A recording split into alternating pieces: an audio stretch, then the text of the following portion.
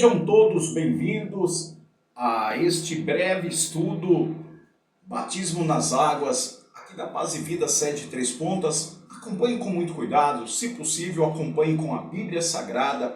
Qualquer dúvida, estamos à disposição para te auxiliar. Fique com Deus, mas jamais fique em dúvida ou jamais deixe de cumprir toda a justiça de Deus, que é o batismo nas águas. Segue aí, que Deus abençoe, um bom estudo. A paz do Senhor Jesus, meu irmão e minha irmã. Estaremos passando aqui em um breve ensinamento acerca do que seria o batismo, de alguns passos necessários para o batismo nas águas. Gostaria que, se você puder acompanhar acompanhando com a Bíblia Sagrada, por favor, esteja acompanhando com a Bíblia Sagrada para que não fique somente em minhas palavras, tá bom? Então acompanhe junto com a Bíblia Sagrada para que esteja ali acompanhando tudo que nós estaremos passando aqui. Estaremos agora passando para você, neste próximo vídeo, acerca do que significa, qual que é o simbolismo do batismo nas águas. Acompanhe comigo neste próximo. O batismo nas águas, ele simboliza morte e vida, com base, amados, em Romanos, capítulo 6, verso 3 e 4, da qual descreve o batismo como sendo uma identificação da morte e a ressurreição do Senhor Jesus. Amém? O batismo nas águas, ele simboliza morte e vida, com base, amados, em Romanos, capítulo 6, verso 3 e 4, da qual descreve o batismo como sendo uma identificação da morte e a ressurreição do Senhor Jesus.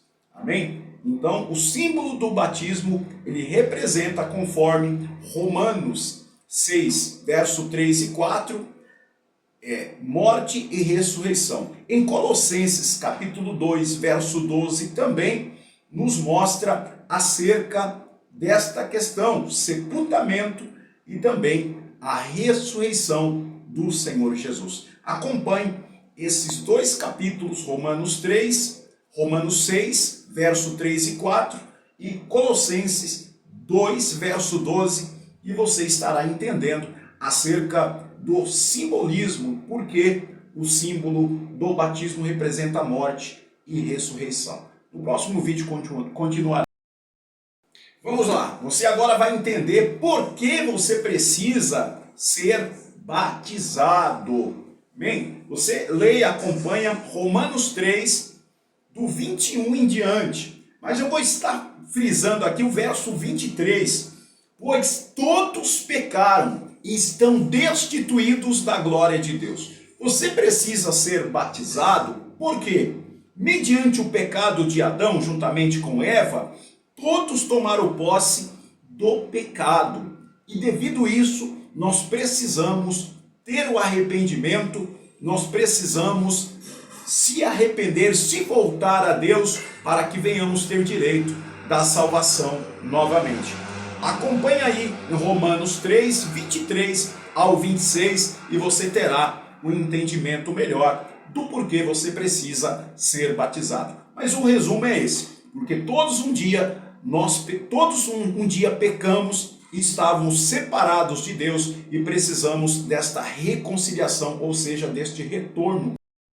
A paz do Senhor Jesus, nós vamos agora estar entendendo quem iniciou o batismo nas águas e qual o exemplo da necessidade de sermos batizados. Quem iniciou, amados, segundo nos diz em Mateus capítulo 3, verso 1 em diante, quem iniciou foi João Batista, na qual no versículo 2 ele prega ali o arrependimento, ali no deserto da Judeia, ele prega o arrependimento dos pecados.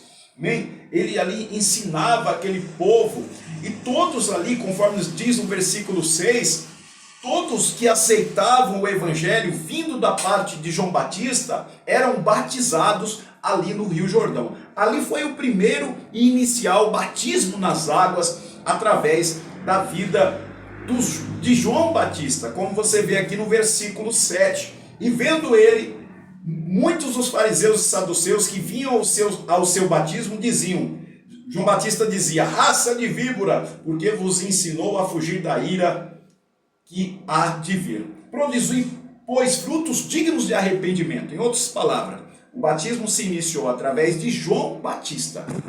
Conforme diz no versículo 6, todos que aceitavam o evangelho vindo da parte de João Batista eram batizados ali no Rio Jordão. Ali foi o primeiro e inicial batismo nas águas através da vida de João Batista, como você vê aqui no versículo 7. E vendo ele, muitos dos fariseus e saduceus que vinham ao seu batismo diziam, João Batista dizia, raça de víbora, porque vos ensinou a fugir da ira que há de vir. Produzir, pois, frutos dignos de arrependimento. Em outras palavras, o batismo se iniciou através de João Batista. Preste atenção. Quem está livre de se batizar? Tem alguém que pode ficar isento de se batizar? Não, ninguém está isento do batismo nas águas. Mateus 3, verso 13 diz assim, então veio Jesus da Galileia ter com João Batista. João Batista estava batizando o povo e veio Jesus, amados, ao encontro de João Batista. E olha o que diz aqui no verso 14. Mas João opunham-lhe dizendo, eu careço de ser batizado por ti e vens tu a mim? Verso 5. Jesus, porém, respondeu, disse-lhe, deixai por agora, porque assim nos convém cumprir toda a justiça. Então ele lhe permitiu. Amém? Então o próprio Jesus foi batizado. Ele precisava ser batizado? Não. Ele era santo e é santo. Se Jesus foi batizado, quem que pode dizer, eu não preciso se batizar? Não tem uma pessoa que possa estar livre da necessidade do batismo. Todos nós somos necessários irmos para o batismo nas águas. Decida se batizar você também. Pastor, o que me impede de ser batizado?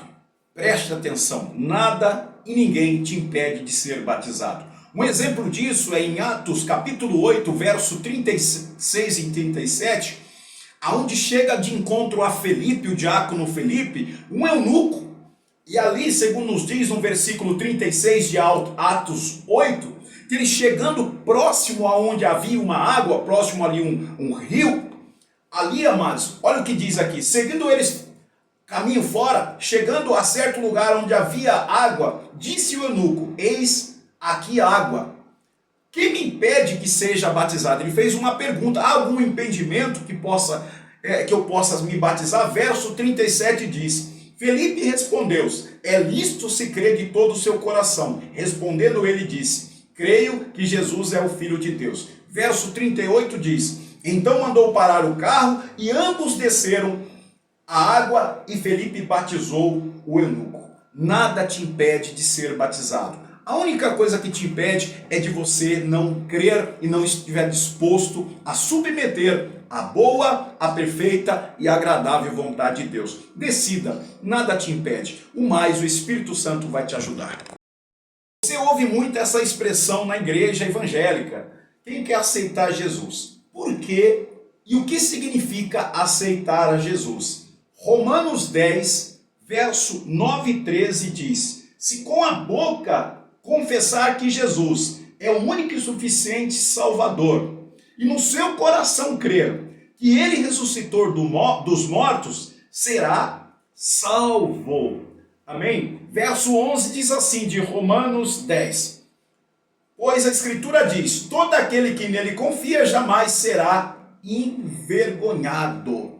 Amém? Então, o resumo para que você entenda melhor, você precisa aceitar a Jesus, e aceitar a Jesus significa o quê? Confessar a Jesus, que ele é o único e suficiente Salvador da sua vida, ou seja, o único meio na qual você tem como receber a salvação. Você confessa pelos lábios de uma forma pública e você acredita no coração. Isso faz com que você estará aceitando a Cristo, estará aceitando o caminho da salvação. É por isso que você confessa Jesus e é por isso que significa aceitar a Jesus.